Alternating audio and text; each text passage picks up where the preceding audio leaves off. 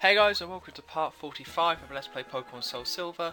In the last part we finished off taking on our rival and finished all that stuff off, and in this part we're going to catch the 3 legendary birds, which of course are Zapdos, Articuno and Moltres.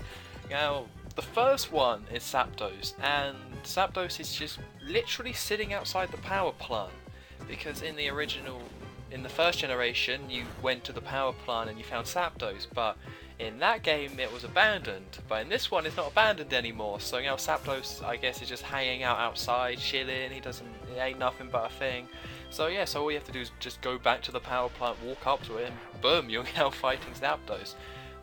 The reason why it wasn't here before is because you can only make Zapdos appear when you've got all 16 gym badges and talk to Professor Oak, because that's a big event. I don't really, I didn't see it as a big event, but getting the 16 gym badges and then talking to Professor Oak actually triggers quite a lot in this game. There's a lot of stuff that then happens that you can then do, because you don't have to beat the Elite Four. That's not beating the Elite Four the second time isn't the big event that triggers a load of stuff. It's getting the 16 badges. So now that I've done that, I can catch. That's why I didn't catch any legendary Pokemon before this, because I wanted to kind of do them all in one one big go, and to make them all appear you have to have all 16 badges, so now it's kind of the perfect time. So yeah, the first Pokemon I'm going to catch is Zapdos, because it's the easiest one to get to, honestly, because there was so little trouble finding the thing, because you don't have to go through a cave or get lost or anything like that. It's just literally right here. So my strategy for catching this Zapdos was paralyze it, weaken it, throw Ultra Balls. There's really not that much to it than that. So out of all the legendary Pokemon that I had to catch for this Let's Play, I think Zapdos is technically the easiest. Because the thing is with Zapdos, it's hard to catch because it's a legendary Pokemon, but once you get it in a position where, like where I'm at, where it's paralyzed and low on health, all you have to do is keep chucking Pokeballs or Ultra Balls, and eventually you'll catch it. But it's just going to take a lot of time. But what made Zapdos easier than the other ones is that I could send out E-Rock, and Zapdos couldn't really do that much to E-Rock, because it's an electric type, so its electric type moves wouldn't work on E-Rock because it's a ground type. Agility is, it makes it faster, I guess, but that doesn't really do anything. And then it has H and Power, and H and Power can be a pain because it does do damage to E-Rock, and also with H and Power there's a chance that all its stats will suddenly increase. So that's kind of a bit of a pain, I guess, but this Zapdos doesn't use H and Power that much. And then its other one is Charge, which again doesn't really do that much. And actually, it knowing Charge is kind of useful, because it meant that it kept increasing its special defense. I didn't take advantage of this fact, that it kept, increasing its special defense, and I kind of wish I did, because as you can see, when I took on this Zapdos, I didn't get its health nowhere near as low as you kind of need it to be. It has low health and it's paralyzed, but I needed it to be a lot lower than that, because as you can see there's still quite a nice chunk. So really what I should have done, or what I could have done, is switch in another Pokemon and then hit it with some kind of weak special, some sort of weak special move, and then that would have been all well and good. But one thing is that I couldn't hit it with any electric type moves because Zapdos is electric flying type, so that would have just killed it. So really it was just a case of, well, I was thinking about restarting to make it lower health, but then I thought, well, it's a bit late now, I'm kind of in this position. So now I just kept chucking Ultra Balls, and just kept chucking them and kept chucking them. And, I managed to get on my first go, taking on Zapdos, but that's mostly because I just brought so many Ultra Balls, and because Zapdos didn't take down E-Rock, because E-Rock was managed to take the hits and discharge and all that. I already said it all. So yeah, that's why this was kind of the easiest one to do. So now, hopefully, if I edited the video right. No, I didn't. We still have quite a lot of time sitting with this thing. So Zapdos is actually a pretty cool Pokemon.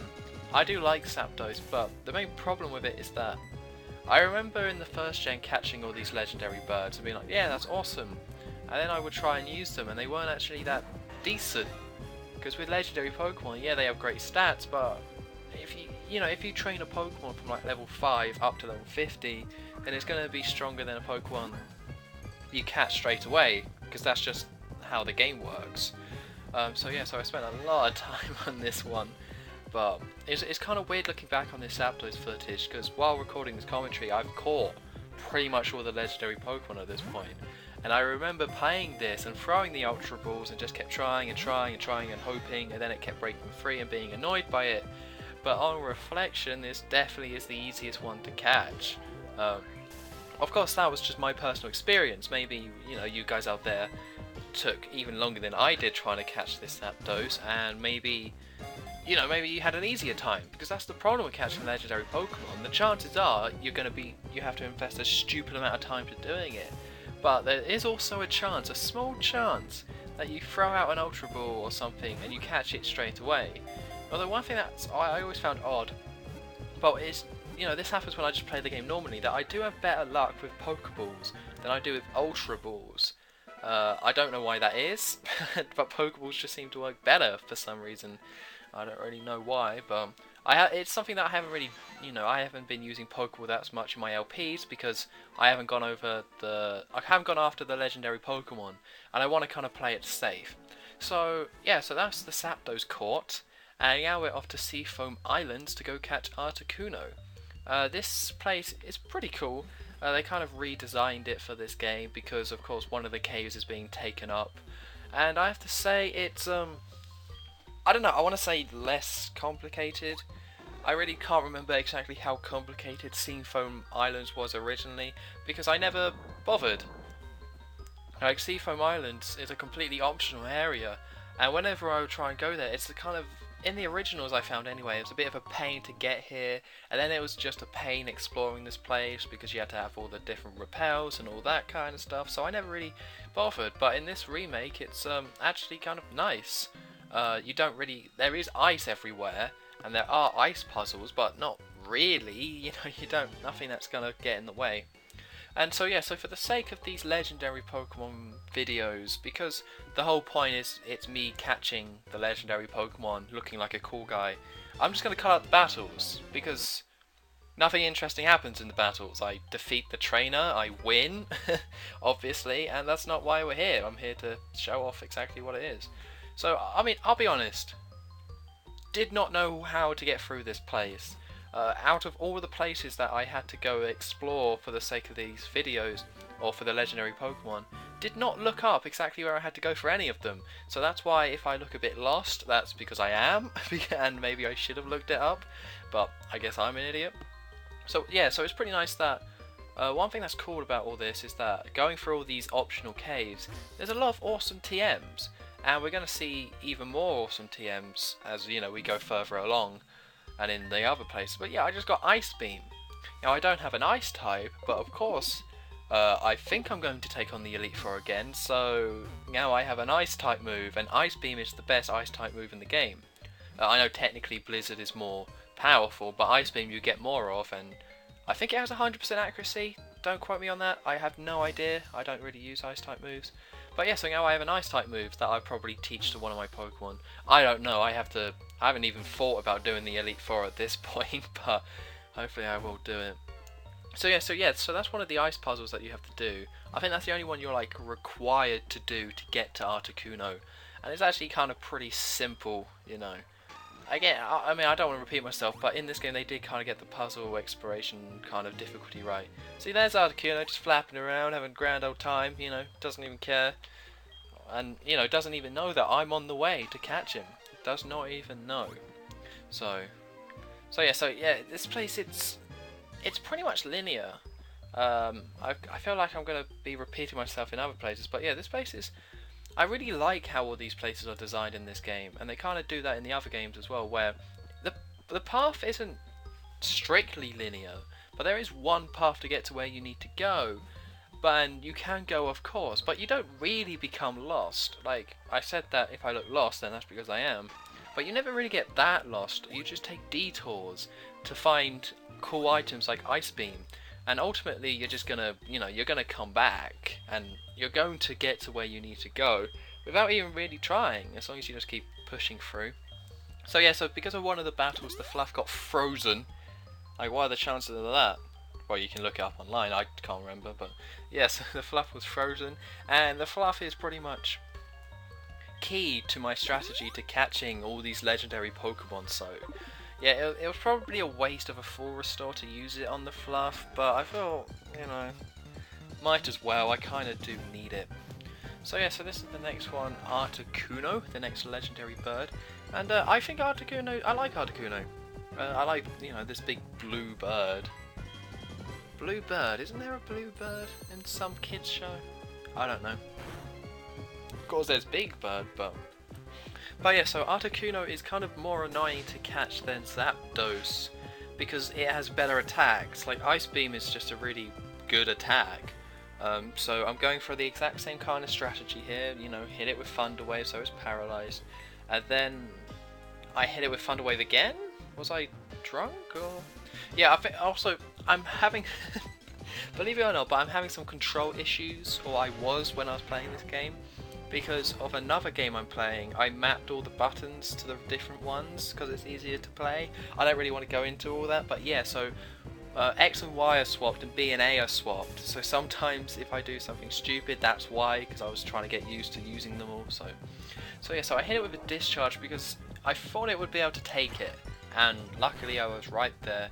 And then I didn't really want to have to switch out because I felt like the fluff could kind of get it done, and really I probably should have switched out, because as you can see Articuno's health, it's pretty low. But I want to say this wasn't the first attempt here. This wasn't the first battle. I really can't remember at this point. All these legendary Pokemon are kind of blurred into one. Alright, sorry about that, got interrupted there, but yes, so I was thinking about it, and yeah, I did kind of kill Articuno, because that's the thing with these legendary Pokemon, you need the health of them to be as low as possible, like stupidly low. So one thing I would recommend doing before you start just chucking Ultra Balls, it's probably worth accidentally killing it a few times. I know that's not great advice, but because you do need to have it as low as possible, so you know, some people would just restart when they didn't have their when, you know, the Pokemon isn't that low on health, and I probably should have done that with Zapdos and Articuno, but I kind of just kept going, and I mean ultimately it worked out. So right, so the next Pokemon we're going to catch is Moltres. Now if you remember in the first games, in the first generation, Moltres was hiding in Victory Road, but in this game Victory Road has been completely redone and Moltres wasn't in it. You know, there wasn't much in that place. So instead what they did is move Moltres over to Mount Silver. Now Mount Silver is the area that got opened up by Professor Oak because we got 16 badges, because it's like the ultimate place for trainers. So yeah, so you need 16 badges to catch Moltres, and I believe you need 16 badges to catch Articuno. I'm not sure, but I don't think Articuno will be around. So yeah, so this is me going off to Mount Silver. We're going to return here later on in the game, so I'm not really going to talk that much about this place and all that, and I'm not fully exploring this place, you know, because it's a pretty big place, there's a lot to it. But I'm just going straight for Moltres. I know where Moltres is, I'm just going straight there. And if you want to get to Moltres, then you need Waterfall and Rock Climb. Again, kind of annoying, but I guess it gives Waterfall another use, so I mean, whoop-de-doo. But no, one thing that's pretty cool though is that you don't really have to go that far into Mount Silver to get to Moltres. It's really quite simple, really. If you didn't know where Moltres was, then you could be lost in this place forever and it would just be horrible, but I do know where Moltres is, so yeah, this is the route that you do need to take to catch Moltres. Now Moltres, yeah, that was an interesting one, definitely an interesting one. It took me longer to catch Moltres than the other two because I had to keep restarting. I think I had to, I went into the fight I think 4 times. I think it was 4 times. Zapdos was once, Articuno was twice, and this was 4 times because I just had so much trouble taking this thing out. And I think part of it was because it had powerful attacks, and also I didn't have that many Ultra Balls. But this is me fighting it for like the 4th time. I was annoyed, I was frustrated, I was like, I just want to catch this thing and move on, this thing's giving me so much trouble. So once again I go for like, well, I don't straight away go for Thunder Wave because I was just trying to mix things up, because I was starting getting really paranoid that because Moltres has these, or can increase its stats, I was paranoid that it's increasing its stats was making it harder to catch, which I don't know if it's true or not, but it seems like it's true. So I didn't paralyze it straight away, just to mix things up. I hit it with one discharge, and then I catch it. And I was so happy and annoyed all at once. It was like a imperfect balance of, you know, joy and just anger, because it took me so long to catch this thing. I spent like an hour or two catching this thing, and then I just will go into it, don't even paralyze it, catch it. So I guess I was lucky, but yeah, whoop-de-doo. So yeah, that's it for the 3 legendary birds. So next time in Let's Play Pokemon Soul Silver, we're going to move on to the roaming dogs. So I've been OnStorm23. Don't forget to like, comment, and subscribe, and I will see you next time.